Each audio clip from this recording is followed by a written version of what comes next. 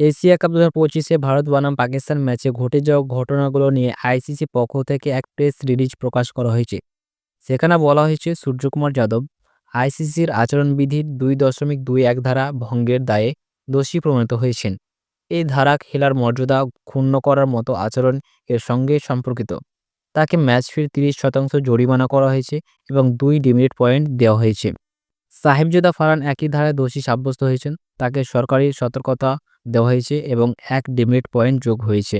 হরদীপ সিং ২.৬ ধারা ভঙ্গের অভিযোগে অভিযুক্ত ছিলেন, যা অশালীন অপমানজনক ভঙ্গি ব্যবহারের সঙ্গে সম্পর্কিত। তবে তদন্ত শেষে তিনি দোষমুক্ত ঘোষণা পেয়েছেন, ফলে কোনো শাস্তি হয়নি। জাসপ্রীত বুমরা ২.২১ ধারা অনুযায়ী খেলার মর্যাদা ক্ষুণ্ণ করার মতো আচরণ এর দায়ে অফিসিয়ালি ওয়ার্নিং পেয়েছেন এবং ১ ডিমেরিট পয়েন্ট যুক্ত হয়েছেন।